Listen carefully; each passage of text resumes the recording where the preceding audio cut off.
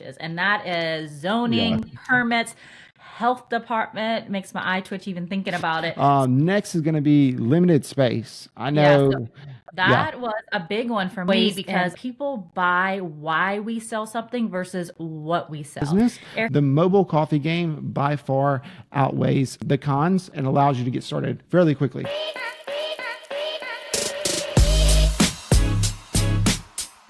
Welcome to the Grit Behind the Grind podcast, where we dive deep into raw, unfiltered journey of entrepreneurship, fitness, mental health, and building businesses from the ground up.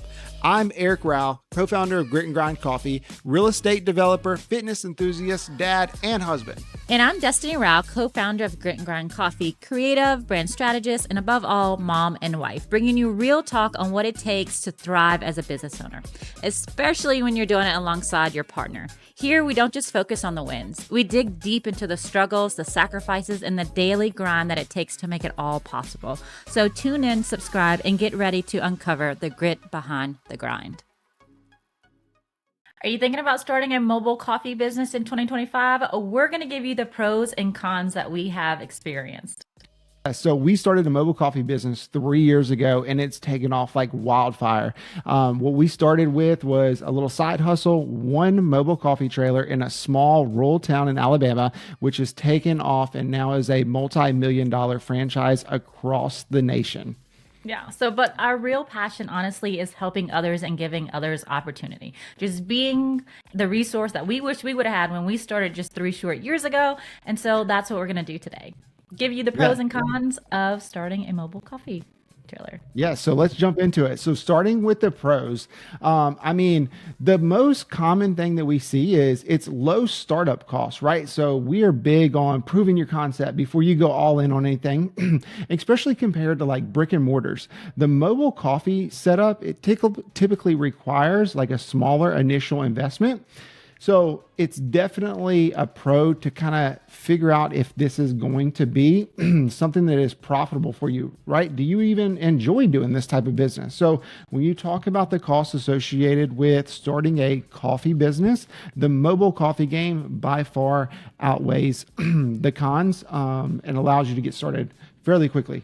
And of course, the flexibility and the mobility. So what we learned is whenever we first started, building brand awareness is everything. So we would strategically park in specific places of the community that had different entry points for different demographics and different people. And so it was just a new set of eyes. It was gave us the flexibility to be able to do pop-ups or go where these other brick and mortars or big box stores can't go into your community. Tailgates, being involved in Little League, being part of the Chamber of Commerce and hosting or co-hosting events that they put on. So the mobility and the flexibility is one of my favorite parts, though. Yeah, for sure. And then also growing your market demand. We have seen so much success in this. So like I said, we have a franchise that has the opportunity for people to come in and buy into our brand, and we kind of give them the systems and processes. But one of those systems that we have embedded into our culture is the ability to go into a market, build up a customer base, and then after you build that customer base, you turn that customer base into a brick and mortar and you reinvest into that community. And then you take your mobile concept to the next town over or wherever you want to test the market at, that you ultimately want to invest and build that community there. So that flexibility on growing your market demand and being able to grow it, then plant your flag and then take your mobile to the next community over to rinse and repeat has been so beneficial in our game plan. And we talked about low startup costs, but let's not ignore the fact that it also has low overhead. And what I mean by that is we don't have this big 10-year lease that we have to commit to. We don't have these bigger expenses like massive light bills, or you don't have a staff of 12 because you're having to run a full kitchen and a full shop, and then you have split shifts. It's lower overhead in general. And a lot of time how we achieve that. And you're probably thinking, well, what about the lease or the rent lot or the maybe the event fee that you have to pay to pull your trailer there? A lot of times what we did was strategically partner with people and show our value. Yes, we could have went in that kind of scarcity mindset or almost like, hey, we need this, but no, we said, hey, we could bring so much value to your teachers if you just let us come once a week, maybe a fun Friday, even once a month. Or hey, we could bring your healthcare workers so much joy and light, and let's do a food truck Friday. We never paid for any of those pull-ups. No one really Yeah. asked for anything because we brought added value and showed where we can ultimately bring light into a community. I think that kind of goes back to your perspective on anything. I know we are big believers that, your perspective on how you look at the world or obstacles or challenges or whatever it is the make it or break it of being a business owner by having a, successful or joyful, it's just how you see things. And if we spin it to other business owners that ultimately have, somewhere that you can bring your mobile unit and park or whatever, it's like, okay, how do we speak to them about our business model? And that is through our perspective. We see that our business model is going to add value, and then that's how we pitch it. And I think that we've had so much success and we've never really had a no, because when we approach somebody, it's not, hey, I have this business, can I please come and set up? You would help me so much by allowing me to set up. No, it's, hey, listen, we've built this amazing brand and coffee. Everyone loves to, have coffee. And by letting us come in your parking lot or in your store model or whatever, it's actually going to draw more customers because customers want the product that we will be there serving, right? So it's all about perspective. And I think that that's been a game changer from our success compared to other people's. So let's talk about brand expansion. I mean, I know that we've hit on that as far as the pros, but the low startup costs, what does that allow you to do? It allows you to scale faster. So if you're looking and have goals to expand your business model beyond just one mobile coffee unit to multiple coffee units or to brick and mortars or whatever that case may be, it allows you to do that faster, because whenever it takes $250,000 to go and start a brick and mortar somewhere, I could probably launch 4 to 5 mobile units with that same bucket of money. So it allows me to scale a lot faster than your typical brick and mortars. Yeah. And all this sounds great. We gave you tons of pros, but let's go into some cons. And the number one con that that was our biggest pain point and that we see every day when we help owners open their mobile trailers or their shop is going to be regulatory challenges. And that is zoning, permits, health department. Makes my eye twitch even thinking about it. So all those things, and it varies from literally city to city, of course, and then from state to state. And so that is the most challenging part, and it's very scary and very overwhelming. And that is the biggest. We can end con mic drop with that one. But do you have any more cons? So, Chime in on that one, the regulatory. well, you could definitely chime in on that one on the health department.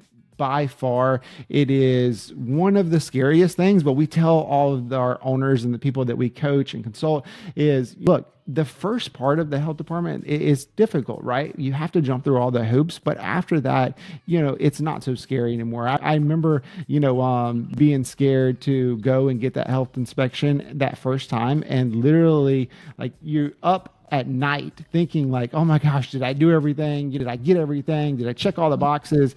And now, like yesterday, I literally picked up the phone and called the health inspector and said, hey, I'm looking to build out this new style mobile unit. And we just have that relationship now, right? Like I can pick up the phone and call him, and he's willing to help, or, and that's typically what I see. We have not just launched in our little part of the world. We've launched new mobile coffee businesses all over the US, and we've dealt with all kind of different regulatory agencies and personalities when it comes to health inspectors. And what I've they're all seen the is same. It's always the same across exactly. state lines. Right. Yeah. So, but I mean, definitely working with somebody like us, or working with a consultant or somebody who's done that process before, it definitely saves you some time and allows you to kind of just really be there and bounce ideas and make sure that you're going and doing it one time versus going back 5 times, right? Yeah. So, but another thing besides the health department is weather, right? Weather's a big thing. You have to basically have the ability to get people out of the weather because not many people want to come and grab a coffee whenever it's pouring down rain. So that could be a con and allow you to not see as many sales. So, which ultimately is going to have a longer ROI. But overall, if you like kind of pencil out, we ran our mobile coffee business full time, right? So it wasn't like a part-time thing. I mean, we were doing it part-time because we still had real jobs, but we figured out how to open it up full time. And I wouldn't say that there was a huge amount of rainouts, which granted we are here in the Southeast. Other parts of the country might be completely different. But we didn't see maybe what would you say? Like one day a month, it was like kind of bad sales. Be an extra too. I would say maybe in our career, which was like Eric and I only actually worked in the mobile trailer probably for the first 6, 8 months, and then we delegated. But I want to say the whole time working, it might have been like 2 days where we like did not. We said, hey guys, we have to cancel. Every other day, Yeah. we just went in and used it to audit how many sales were people coming up. We also implemented online ordering where people can go ahead and order ahead and then they could check in, and then we just had raincoats and would run drinks out, or people would come up with their umbrellas and rain jackets and get coffee. Like, it did not stop some of these people, and it's pretty cool to look back at videos and photos and see some of that. But people, weather's not that big of a deal as we make it out to be either. So. Right. Yeah, we make things bigger in our heads. But as a business owner, penciling that out and having a contingency plan is probably beneficial. Next is going to be limited space. I know. So that was a big one for me because I do all the menu development. And so I had to be very conscious. I want to do all of the things and all the creative things, but you're limited with space, not just for your main storage or your equipment, but like all your syrups and milks and cold brew and frappe bases. And so you kind of have to get very creative and problem solve. How can I use this SKU or this item, whether it's a base or a drizzle or a syrup? How can I use multiple ways, but get creative with it to give the customer something new and inventive? So that was a big thing. Of course, you're limited with water, so you have to be conscious of what kind of drinks you are promoting. A lot of our visuals out front were very simple cold brews, things that didn't take a lot of water to clean.